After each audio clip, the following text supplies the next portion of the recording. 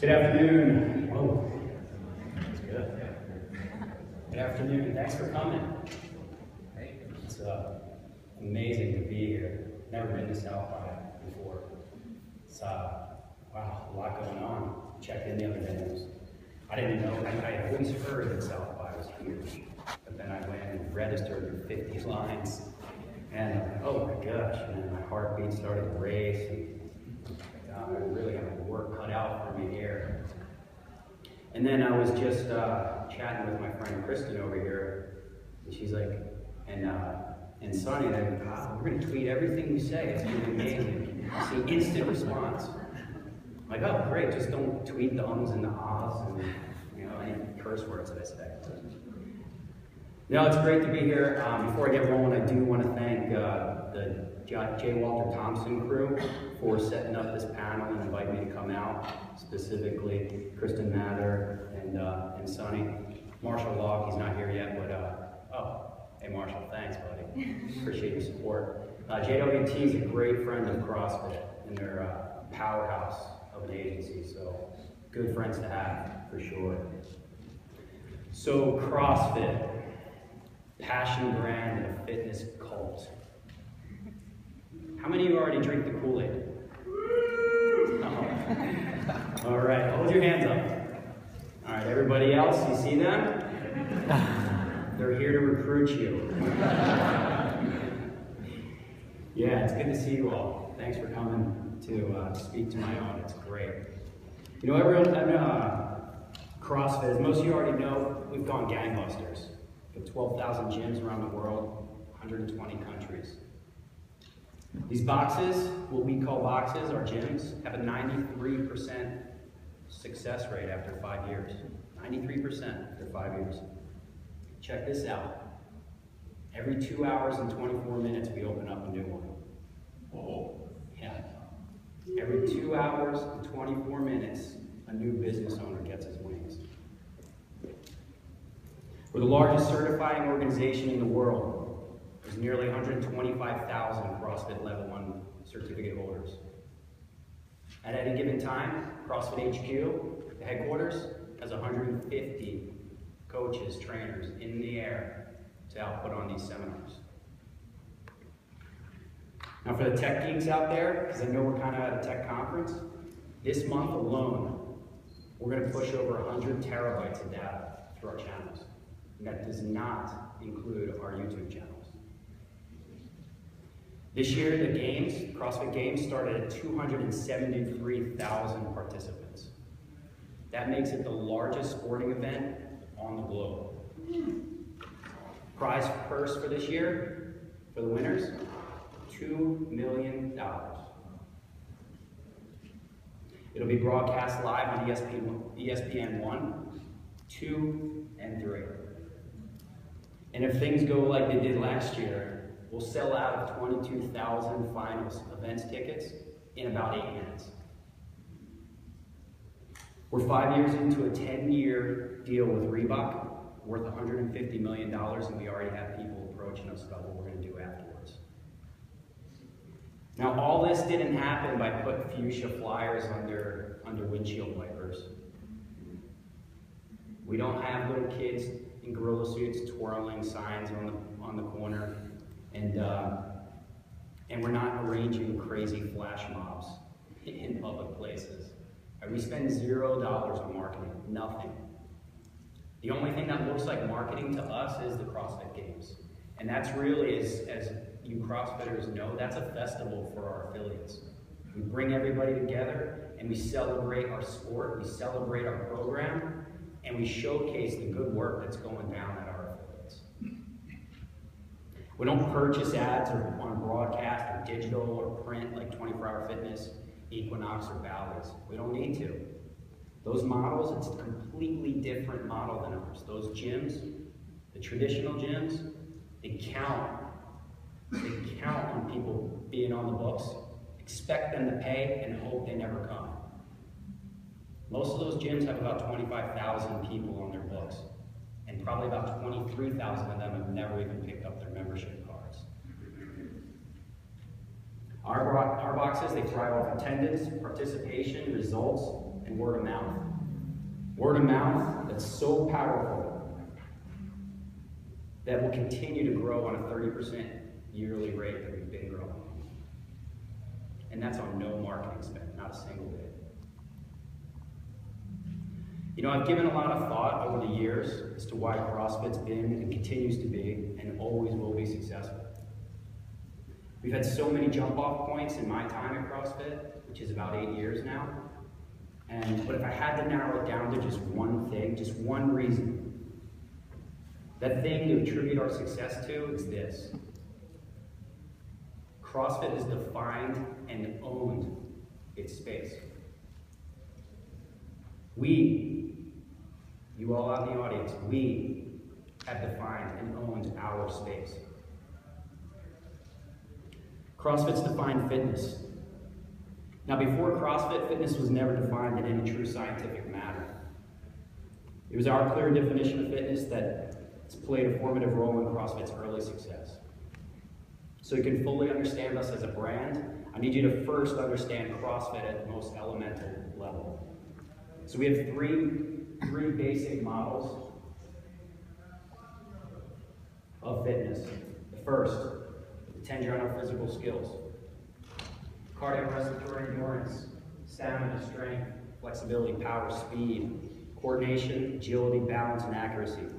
You know, it's our thought and our notion that you're as fitted and as you are competent in all of these skills. So a regimen that's well-rounded, it simultaneously works on all of these skills. As you can imagine, overtraining just one or two of these skills can take away from any others. For example, if you were just doing marathon training, you'd be working on your stamina and cardiorespiratory endurance, but your strength would drop significantly. Your speed would drop significantly. And on the flip side, if you just did back squats and heavy deadlifts, your cardiorespiratory endurance would drop. Now these top four, these are all hardware modifications. They're physical adaptations of the body. These bottom four, these are all kind of software modifications of the body. Okay, neurological changes. And the middle two, they're both physical and neurological. Through and with order, down here. CrossFit is constantly varying functional movements performed at high intensity. Constant variation means changing your workout every time. For true fitness, routine is the enemy. The more consistent your routine is, the less prepared you'll be for the unexpected. What will life demand of you tomorrow? No one knows. Your training should reflect that. CrossFit consistently uses weight training, gymnastics drills, and endurance conditioning in as many combinations as possible. It results in a fitness that gets you ready for anything in the real world.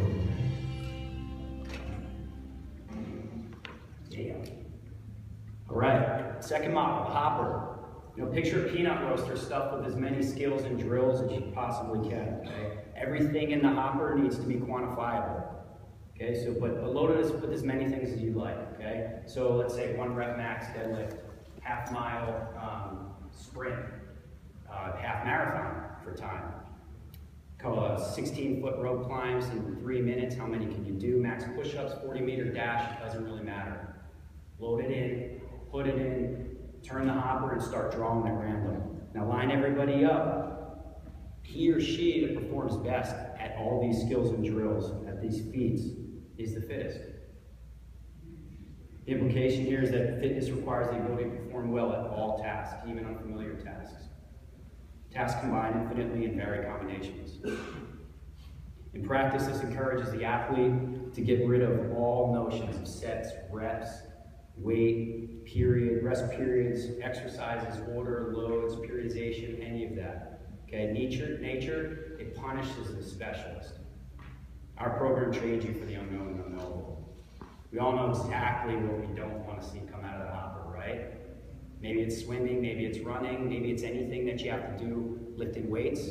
But whatever it is, you training those weaknesses is what makes you fitter. Fixing those chinks in your armor is what brings your fitness levels up. The official definition of CrossFit is constantly varied functional movements performed at high intensity. Functional movements are what prepare you for life. Squatting, running, jumping, throwing, pulling, picking things up all predate gyms by thousands of years.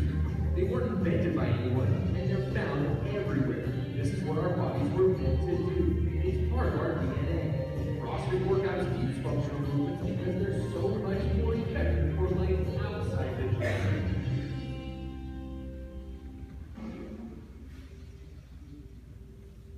All right, the third model, power and duration. So consider making a graph, and on the y-axis you put power, okay? Force times distance over time. How much does it weigh, how far does it move, and how fast did it do it? Physics sense of power. And on the y-axis, you throw the duration, or the x-axis, throw a duration on that, okay? Now, if we were to select quantifiable efforts like we pulled out of the hopper, at different time periods, at different time domains. Let's say we did one at 10 seconds, okay? 3 pulls on the concept 2 rower, shot put, 40-meter dash, things like that. And we took the power output at those and we marked them on this graph at 10 seconds. And then we do the same thing at 30 seconds, 62 minutes, 15 minutes, an hour, 3 days. Doesn't really matter. We graph that. We're going to find is like a sloping power output over time. We're able to show someone's work output across broad time. So from 10 seconds out to 3 days to 24 days. Okay, and modal domains, different movements. Essentially, they're the area under this curve is someone's work capacity. So fitness. How much power can they put out? How much work can they do in a set amount of time?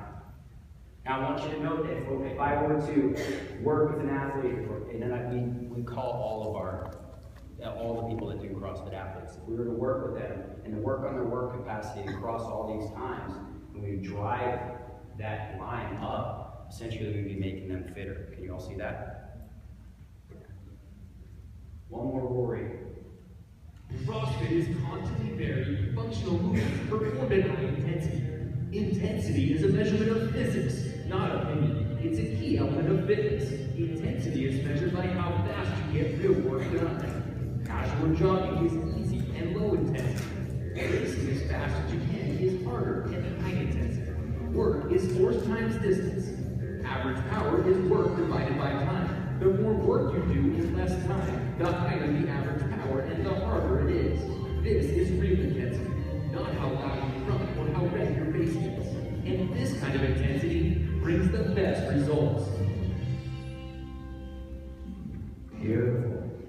So I have one more concept to share with you, and this one's of immense value. It's a sick, well, fit continuum. And I know the CrossFitters have seen this, but for everybody else, this is something that really where it starts to get a little more fun.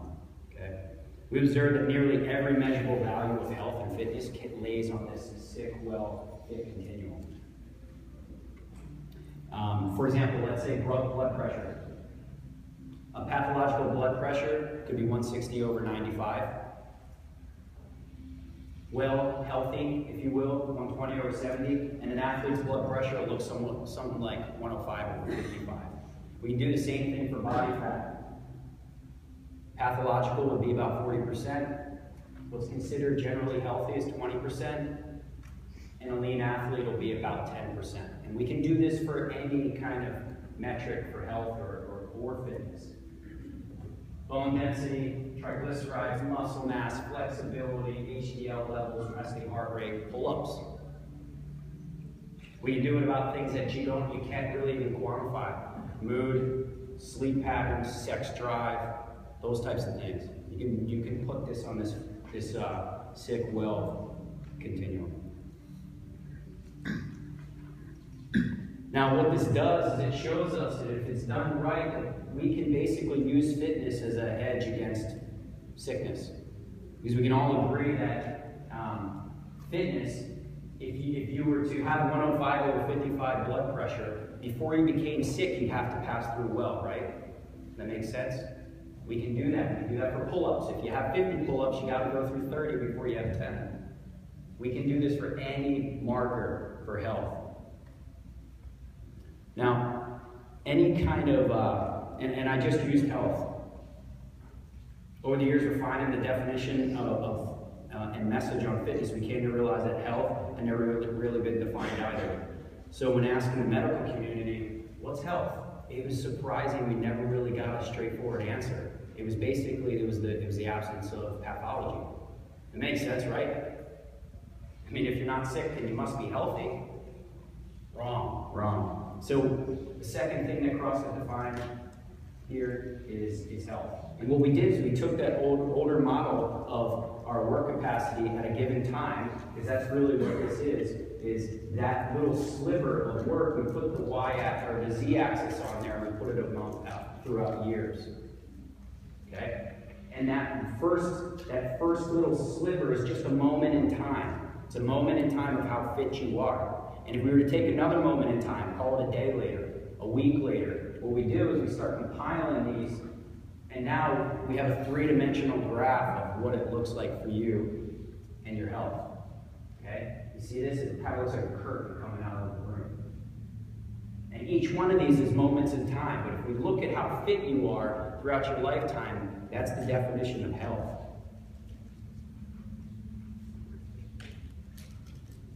It's pretty profound stuff, right? And I've been really scientific to this point.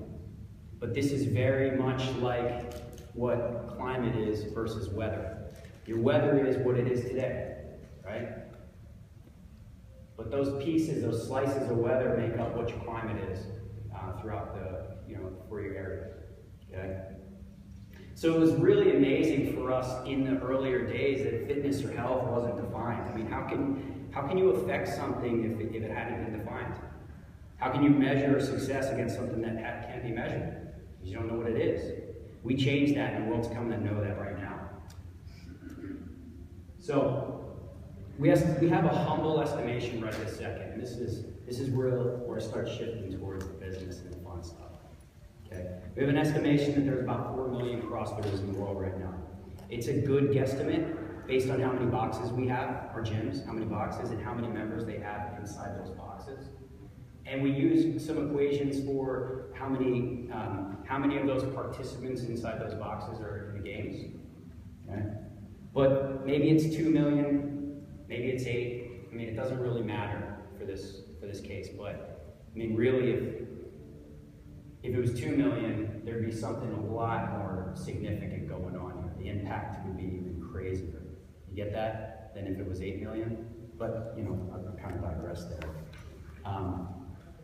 So that makes, with a world population of 7 trillion, there's one CrossFitter in every 1,750 people. Pretty cool. If we mold the average CrossFitter, it does 3 workouts a week. And I know you crazy nuts out there probably doing a lot more than that. Let's just say do 3 workouts a week. That's 600 million workouts this year. We did 600 million workouts this year, making it just about 1 billion workouts of all time. Now, based on our current growth rate, in 2015, we'll do over 1 billion workouts. Just in 2015, we'll do more workouts in 2015 than have ever been done before. Now, if you're liking these numbers, check this out. The average CrossFitter drops 10 pounds on the scale. Okay, and then when you look further at that, what you're seeing is a 20 pounds of fat loss and a 10-pound muscle gain for a net of about 10 pounds. That's 80 million pounds of fat that's been lost by CrossFitters. 80 million pounds. And there was a time when Greg and I were traveling the road with Castro and some of my other compadres, like Dave Castro, Cole Carroll, Andy Stump, and some others, and we knew we'd come across a gym that had somebody that lost 100 pounds. We knew it was going to happen. Now, if you've been open about 3 years or more, you have a 100-pound weight loss. It's everywhere. We're seeing 200-pound weight losses start to come up. In fact, we have about 10 affiliates that have actually lost 100 pounds themselves, opened an affiliate, and now they're crushing it. Talk about a business model. You be the one that loses 100 pounds, and then start training other people. They will swarm your doors. I promise you that. But none of this is short of amazing. You know, we've just about been able to wrap our arms around it, but like what has really transpired in the last 3 to 5 years is probably our best discovery yet. So we've defined fitness, we've defined health, but we've recently been able to define business. Okay? And business is the art and science of creating uniquely attractive opportunities for other people. Okay? The CrossFit ecosystem is about $4 billion. $4 billion, and we know this because we started our own insurance company to protect our affiliates. They made their own insurance company, and part of their application process every year is to submit annual revenue, and based on their annual revenue, it tells them, it gives them a premium. So they're actually incentivized to understate their annual revenue. However, what we see on average, the average box has about $250,000 in revenue, average. Okay, and we pulled 2,100 of these affiliates and got their data, so that makes it about $4 billion, and that's not even including any of the equipment sales, protein powders. This is t-shirts and recovery drinks and things sold inside the box. So this is a very modest estimation. Now, out of this $4 billion, we own about $100 million. See that? That's about our sliver of the pie. HQ, CrossFit HQ. Okay, that's $3.9 billion, quote unquote, left on the table. And it'll be really, really easy for us to scoop up a lot of this market share. Very easy. I mean, we could become $1 billion company in a year. Less than a year, probably, and I can tell you a couple of ways we can do it. Slapping our name on a protein powder. I'll tell you what, as a brand manager, that comes across my desk all day long. I mean, I spend most of my day saying no to people. That's really what I do. It's my job. We could make all of our, who's an affiliate? Is anybody an affiliate here? Okay. Well, we can make our affiliates buy CrossFit equipment. We can do that. Hey, you have to buy CrossFit equipment. You can't use any other equipment. Quick $1 billion just like that. 12,000 affiliates, $50,000 a pop in equipment. That's easy. Make every affiliate your point of sale for our any kind of trinket or thingamabob that we come up with, right? These are easy ways to do it. But here's our brand statement. And this is us taking over a little bit of space. Here's our brand statement. We don't want any of this. We were purposefully not playing in that space. That money left on the table, it's not ours. It's not our core competency. It's not in the training and fitness space. What it is opportunity. Opportunity for who? Business is the art and science of creating uniquely attractive opportunities for other people. For other people. So whose opportunity? Other people's opportunity. Not ours. Not CrossFit's. Rogue Fitness, they make the best fitness equipment in the entire world. They're the largest manufacturer of fitness equipment in the world now. They're CrossFitters making CrossFit equipment for CrossFitters. Why do we want to be in that space? To scoop up some easy dollars? It's not our wheelhouse. And our equipment would probably be shitty at best. Progenics, same thing. We spent years, 6 years, formulating with athletes on a recovery drink that's second to none. What we're gonna go out and slap our name on a GNC product just so we can get some bucks. We lose the trust of our people that way. It's easy money, but that's not what we do. Successful businesses, they don't start by saying, hey, I'm gonna make a lot of money and then go and find the product. The successful businesses are the ones that say, I'm gonna make the best cheeseburger in the world. And then they go and they do that, and markets reward that. Because they understand the value and the excellence in that piece.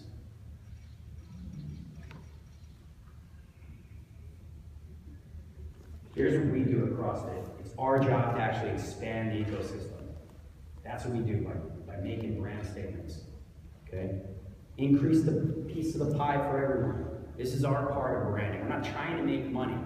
What we're trying to do is be the best fitness program in the world, and that's been successful for us. When I came to CrossFit, there were 50 gyms. 50 gyms. And by just sticking around and hanging out and doing the right thing at the right times, we've grown to over 12,000. So back to the title of this panel. Passion, brand, and a fitness cult. Okay, so there's no denying that CrossFitters are passionate. Hell, if any of you know a CrossFitter, and I know the majority of you are CrossFitters, you don't shut the heck up about CrossFit. Your workouts, your diets, your RTANs, run times, WOD names, all the cool little gear that you have, competition dates, it doesn't matter. God only knows what else. I mean, I'm the global brand manager, and I'll tell you what, some of you beat me down. I get succumb to it all. But a cult, a fitness cult, when I saw the proposed headline to this, I was just, whoa. Like, do I ask them to change this? Any PR agency would probably say, dude, you gotta change this. But I always hear this, so I put some time into looking into what's it mean to be a cult? Well, cults have a funky belief system. I was like, shit. I get it. I guess we do too. I mean, what kind of lunatics put themselves in this pain, right? To just be healthy, crazy about what you eat, crazy about what you drink. Maybe you do. You only hang out with CrossFitters. I mean, so I was like, one for the away team here. Colts have a significant recruiting efforts. I was like, damn. Or 0-2 here. I mean, you got CrossFitters know you're always trying to just belittle and berate people to come and follow you, right? But true cults, number 3, the true cults are really, they're hard to get out of. It's not the case with CrossFit. I mean, you're there because you want to be there. You're only a part because you made the commitment to yourself.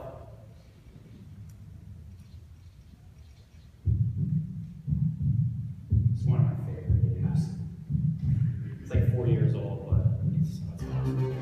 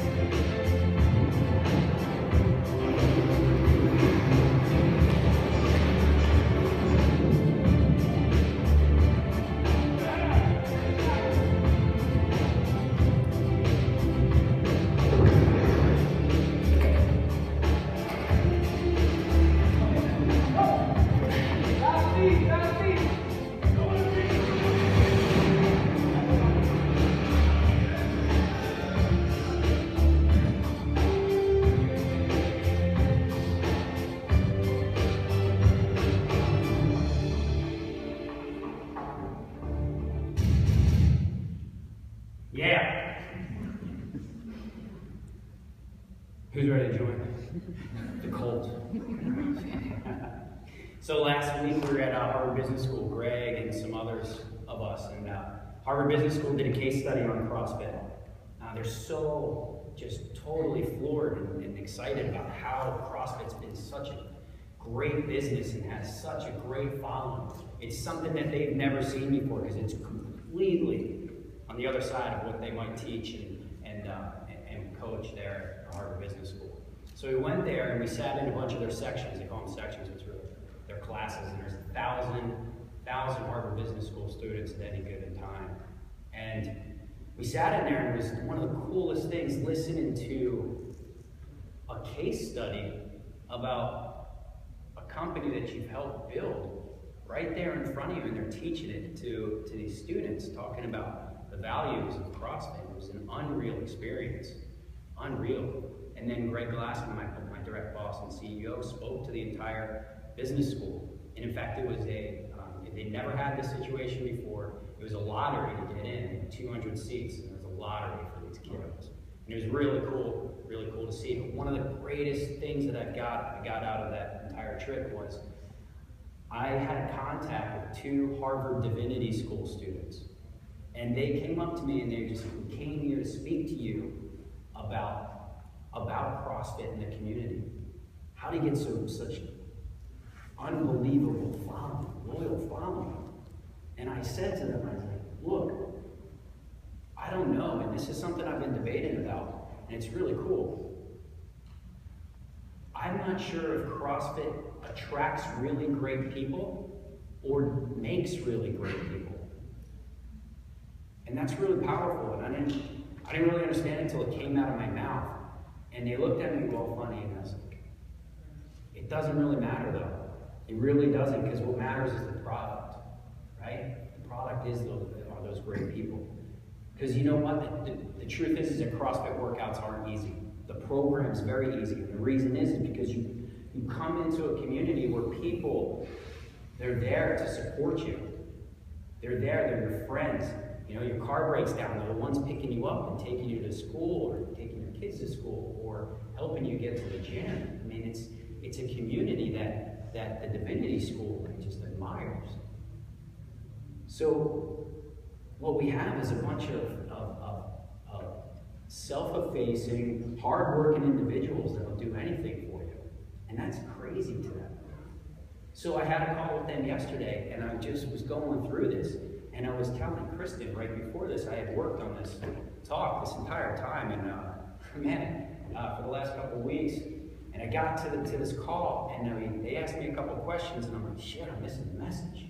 So I stayed up till midnight last night and was up at 4 a.m. redoing this talk to talk primarily about this. And I want to show you this video and then go from there. You haven't heard of CrossFit? Let me tell you about CrossFit. CrossFit is a lifestyle in which you are prioritizing your health, ability to do many different things at a high level of intensity. I think it's the absolute best way to help you reach your fitness goals. For me, it's making me happy. Fun way to get a big plug on it, but the last person finishing is just as important as the first one. It's this team atmosphere that ends up making you better as individuals. Camaraderie, that family that you end up building, and the energy that you get back from yourself, that's CrossFit to me. You come to a CrossFit gym, everybody knows your name, everybody loves you, and you're a part of something bigger than just getting a workout. CrossFit gave me that something extra that I don't need in life. It's my outlet, and I love it. It's my passion. It's commitment. CrossFit is a sport. I like the challenge. I compete with myself. I'm healthier. I am stronger. Even though I was sore, I was, doing this work, I felt accountable with my team, or I felt accountable with my clients. People, they look at me every day. Finding CrossFit and having to work really dang hard for whatever your goal is, whether it's to compete or just get a damn pull. I love it because the boot camp's different every day. I think Everyone is welcoming, everyone is training on. They don't let you quit, even if you want to quit. We all share this experience, which is emotional. It doesn't look emotional, it looks like people working out. But it's emotional. I mean, it's raw, it's intense, it's incredible, it's freaking awesome. I'm going to keep doing it for a long time, I know. CrossFit to me is a fitness program where the reward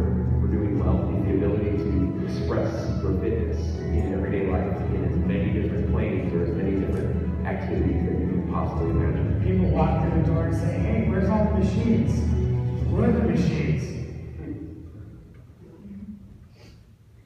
Here comes the punchline here. All right, because I've been leading up to this for the entire talk. We've got 12,000 gyms out there, 12,000 business owners, and 12,000 entrepreneurs. We stay out of their businesses and finances. We don't meddle in their operations. We don't care what color their logo is, and I don't give a shit about what their logo or their tagline is on their t-shirts. Okay, that's not where we need to be. It doesn't affect our brand at all. And what the general public doesn't know, but I'll tell you for purposes of the talk, is that when we're looking for affiliates, we're looking for a couple things when they write into that essay. We don't care. I'll tell you what, if one of those Harvard business schools wrote in and said, hey, I want to be an affiliate, just got this master's degree in business, you know, I got my undergraduate in marketing, and I have real estate that I can thrive in. We're going to crush it. That person's not going to get an affiliation with us. We're looking for people who want to change other people's lives. And inside that essay, we can read to that. Someone that says, CrossFit's changed my life. And I want to give that message to somebody else. That person has way more impact on our brand than a logo or a slogan or what time someone opens the doors, you know, or all this big boogeyman that CrossFit's unsafe. And sometimes we do hear that. In fact, we hear our own affiliates write in and say, there's this guy down the street, and man, he doesn't have a coach, and his range of motion stinks, and he's 30 pounds overweight, and his classes are 25 people, and it's just a dangerous situation. So go out, we'll say what's up to these people. We'll go over and see what the problem is. And we know exactly what the problem is. The guy who's complaining is an absolute jerk, and no one wants to be around him, and he's jealous because the dude down the street is an amazing person. And yeah, he's 30 pounds overweight. And yeah, his classes look packed, and there might be a little bit of mania going on in there, but people want to be around him because he's an amazing individual and he's changing people's lives. So we don't really care if it doesn't go all the way down on his squat. Or I don't really care if there's 5 more people in his class than there should be. Because his ability to affect the CrossFit brand is way more powerful than the dude down the street complaining about everyone else that has 25 clients where this guy has 500. You guys get that? That's huge. We go to the end of the earth for our affiliates, and they know that. And what we see is that they'll go to the end of the earth for their clients. And what the clients do is they go to the end of the earth for their communities. And what you have is an amazing community of people that want to do stuff for other people. Now at CrossFit HQ, we don't see ourselves, we see ourselves more as caretakers of a vineyard than architects of a skyscraper.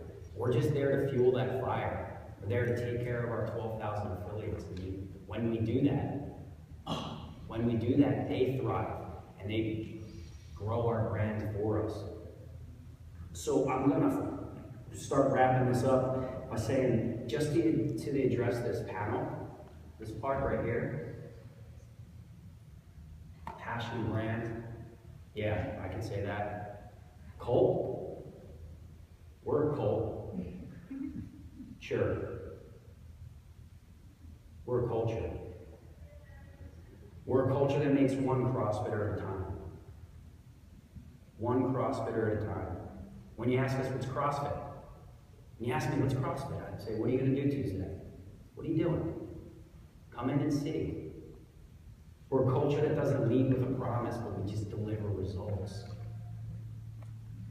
On your first day, we'll tell you, just write down everything you want to be better at. Just everything. Write it down. I don't want to look at it. Put it on that piece of paper. You want to be a better dad? Put it down. You want to be a better skier? Put it down.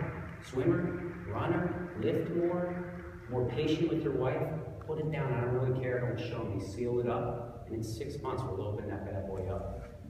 And you tell us You tell us, how many of those bullet points have you hit? How many things on that list have gotten better for you? Because at the end of the day, we're there to just change behaviors. We're not there to change habits. We've changed and defined fitness. We've changed and defined health. And we're changing and defining business. We've stayed very true to our community, and I think all of you out there know that. We've stayed very true to our community. We've stayed true to our models. We've never gone for the bright, shiny objects on the outside, that opportunity for other people. We've never gone for those. And we're never going to go for those. We've owned our space. Now, wash away all of the noise of the industry. When we sit down at dinner, when we have our meetings, and we decide what we're going to do with the growth of CrossFit in the community, we ask ourselves this one thing: are we doing the right thing for the right people, for the right reasons? These are the pillars of our castle, okay? CrossFit is a strong, caring, powerful, humble beast, okay? All we do at this point is just tell our story. All we do, CrossFitters out in the audience, we just tell your story. I want to play one other thing.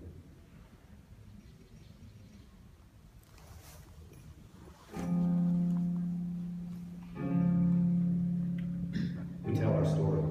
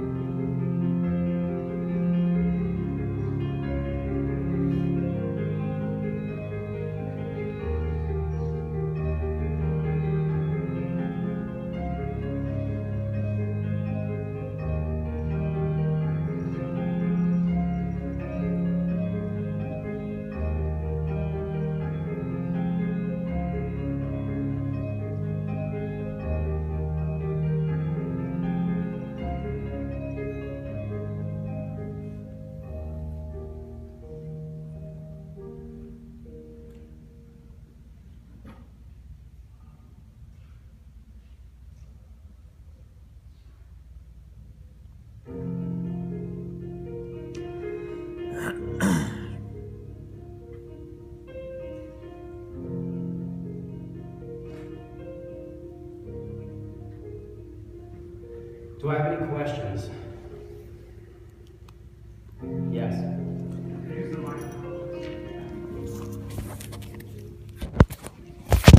Thanks for coming.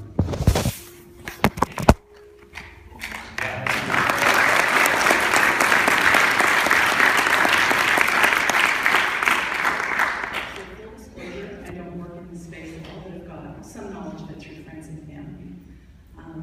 And I'm going to ask a question that's sort of uncomfortable, I think, in the field, generally speaking. And I think you've done a great job of managing. I'm just curious what you think accounts for the fact that there's no noise in relation to steroids, hormonal aids, PEDs, in anything you do, completely, from what I pick up, completely untarnished by it. What do you think accounts for that? I think, did everyone hear the question? She asked, I mean, basically why steroids haven't made it into our community. Is that what the question is, basically? Forgive me, sorry. Why steroids haven't really made their way into our community? No talk of it. I might be the only person. First, on our sports side, we have zero tolerance for it. We test every single one of our athletes. But on the other side, it's one of those intangible things that come from CrossFit. Steroids is an easy way out. It's the easy way. It's the blue pill or the red pill or whatever it's considered. But it's the simple way to get something that you want. The person that's dedicated themselves to this extreme work, this extreme working, like you're working out so hard, they're not looking for the easy way out. And I think what happens is that person already has an attribute that isn't looking for the easy way. And we haven't seen it. We've had, over the years, we've had 3 athletes pop on the CrossFit Games. This is our 9th year. 3 athletes, we've gone. But other than that, yeah. Completely unrelated. Yeah, I think it's phenomenal. Really, I do. And completely unrelated. So the videos are beautiful, beautiful bodies, young people, gorgeous. And without giving away your business plan, do you have a sense of how your audience is going to mature? Or do they become throwaway the minute they turn 40? Oh, no. In fact, no, or 45. You know, Stacy Tovar, this is a video that just came out for those of you who follow CrossFit.com. This was on there last night. I was in the middle, and I checked the workout like I always do, and I was like, oh man, this is super powerful. This is a great way to finish it because we do tell our stories, right? But Stacy Tovar is a Games athlete. I'll tell you what, she is not the norm. And the people that go to the Games are not the norm. I'll tell you who is. 50 to 60-year-old grandparents, you have mothers. Don Meek right here is a friend of mine, and I haven't seen him in 6 years. Don started training with me in Laguna Beach. Sorry, buddy. That's right, man. But he was a pudge ball. Stand up, man. Stand up. He came up and said,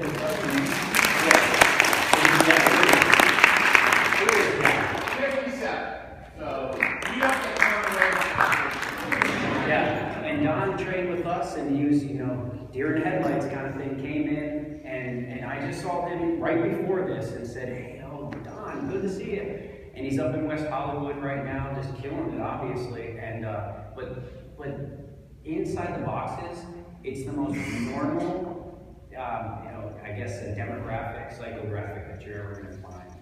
It's the most welcoming place on earth, really. CrossFitters? Yeah.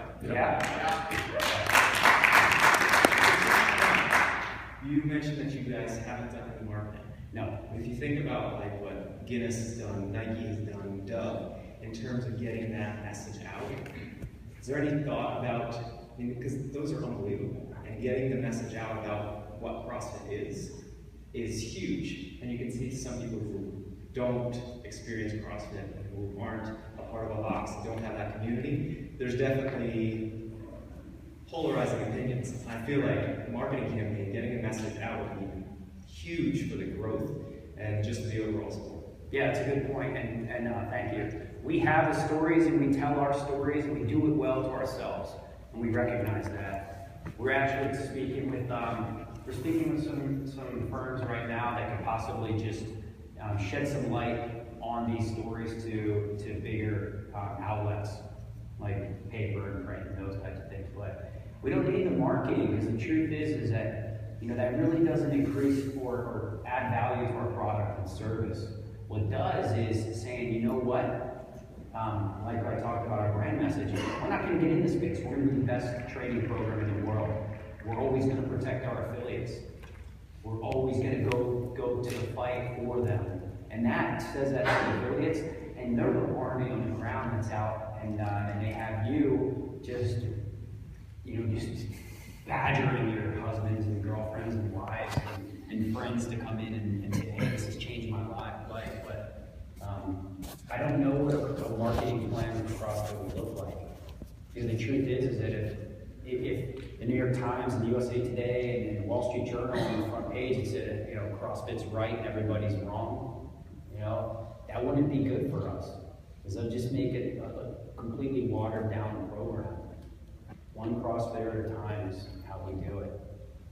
And when Greg and I travel, I end up off my budget purchasing so many memberships to that person's local gyms, it's not even funny. Jim, go get this guy set up. Sounds good. And I'm calling up to the middle of Arkansas and finding where the local CrossFit gym is for that person. One at a time. But that's a good point. Yes? My name's Bonnie Fletcher. I'm with Rocky Mountain Center in New York. First of all, I'm a veteran veteran. Oh, thanks for coming. Yeah. Thanks for the info. Thank you. Thank you for coming here and representing veterans. Thank you. So being in the military, how did that prepare you for working at CrossFit and, you know, working your way up? I know a lot of veterans getting out of the service right now, they're having a hard time finding jobs and, you know, transitioning. So how did that help you get to where you are today? Yeah, I mean, thank you. I was a Marine officer, infantry guy. Did 2 tours in Iraq just to give everybody a sense of what I was up to. Hunting bad guys in the bad parts of Iraq. I'll tell you what, being in the military was one of the greatest experiences of my life. And it was a very hard decision for me to get out and do what I'm doing now. Because there was still a lot of bad guys to round up. But I felt like it did prepare me for what I do now. Because the truth is being the global brand manager, what's that mean? I'll tell you, I have gone from job title to job title to job title in CrossFit. Because the truth is we didn't really have any when we started out. And the reason being is we didn't really have, it's like 5 of us traveling the world and doing the training seminars. And I remember Greg called me up one day and said, Jimbo, we need these sponsors for the games. And I'm like, okay. He's like, let's do this. And gave me a sponsor pack. So I was director of sponsorship. And then the sponsors got so big that I was going to be sitting with the CEO of Reebok. So they're like, hey, we need a big title too. So they called me the CMO. I was the chief marketing officer. Marching in, they're like, I win this place, you know? But my point here is that I've had so many different jobs and so many different things, and the ability to be flexible and do things inside of CrossFit, I can attribute that to my time in the military, because it's an unknown environment. You don't know what you're going to do. There's hardships. You might not have water. You might not have food. You don't know who the enemy is. You don't know when they're coming. You have to be ready at all times. There's deadlines. I mean, I'll tell you one thing. Time on target is very important. You don't want to be early to the target, but you certainly don't want to be late. You know, and those kind of things you learn in the military is something that you can, I think veterans can do a better job at understanding how powerful they really are and bringing that to the corporate world. And they don't understand that. I don't even know that they appreciate that in themselves. So I hope that answers the question. Absolutely. Thank you very much. Yes, sir. Hi, Orlando Rios, marketing manager for Honda. So you mentioned that you open a booty box every 2 hours. So with that kind of rate of expansion, what measures do you put in place to protect the quality of training, and how much influence in the programming do you have for each one of these affiliates? Good question. This is one of the boogeymen. Quality control, right? Our internationally accredited certificate course is what it's called. Our seminar is extremely difficult to get through. It's a 2-day course, and they have to take a test at the end. Now, You know, we do have people that are beating the drum that there's no quality control, there's no quality control. How can you add quality control with 12,000 affiliates? It's almost like the model that I talked about with the jerk and the guy with 500 clients. Our community polices itself nicely. It does. And the truth is that the quality control thing is something that if they make it through our level 1 certificate course and do open the box, what we're looking at is, you know, what's the impact on the brand if someone is a shitty coach? Because a shitty coach, I mean, look, our certification course is way better than any certification course out there. I'll tell you, I don't really care if you have 4 letters at the end of your name, ACSM, NCA, CSCS, all of it. You know what? It doesn't matter, because you can sit at your computer, take a test, and never have trained 1 minute on the training floor, and you can have a certification. You can be out training people. It's a nationally accredited course, or internationally accredited. Ours are people who are out there moving, understanding movements. What we're looking for from our coaches is that they can change people's lives. They can change people's lives, you know? So the whole quality control thing is not something that we don't need or want to be in that business. Does that answer your question? Do it. Yes, your digital and social media strategy seems to do a really great job powering, fueling a lot of the advocacy. Yes. Can you talk a little bit about where it all comes from, how it's staffed, who's doing all of that? Sure. We have a small team that runs our social media. They're a little bit more on the aggressive side, so to speak. Here's the way we do things, and we always have. When there wasn't Facebook, it was just the blog. We gave the market what it needs and never asked the market what it wants. And we continue to do that. We deliver, and we almost shove it down people's throats. And if they don't like it, it's fine. Because I see a lot of companies and businesses, they do things for the thumbs up, right? The like button. And it's like, how many likes do we get on that? It doesn't matter. It really doesn't matter, because nothing amazing, although it's a great interaction tool and a place to get lots of information through, nothing really amazing is ever going to happen on Facebook or Twitter or Instagram. It's just an outlet. Okay, so what we do is we deliver a message, even though it might be completely just enrage everybody. We do it, we get interaction on there and get good conversation going. But the team is about 5 or 6 individuals that are out on the road. We all contribute to passing them information. So, and I know it's a tough pill to swallow here at a very digital kind of conference, if you will. But if you think about it, it's like just delivering them what you think they need to have is something that's very powerful. So I'm still a pug ball, but over the last 2 years I've dropped 60 pounds thanks to Wow. to testify to the community of CrossFit. It is great. And I haven't had to badger anyone to get them to come to CrossFit. It's just like they follow the results. And so the community that I'm part of, I trust the coaches. Like, trust is a huge thing for me. So thank you guys for what you do. My question is, what's the strategy with the open only being broadcast online? Like the open announcements? Yeah, it's a good question. Well, some of it, look, we're very, very digitally driven. I mean, there's more people that are going to engage on YouTube than there ever will be on ESPN 1 or 2. And YouTube's been a great partner of ours. They are a partner of ours, by the way. And the ability and what they do, and to be able to track where it goes and see where our videos are getting played, it's absurd. It's like NSCA level shit. Or NSA level shit. NSCA. Six metrics that you just would not have. Yeah, but you can reach a lot more people on the web and through YouTube and through our online stream than you can ESPN.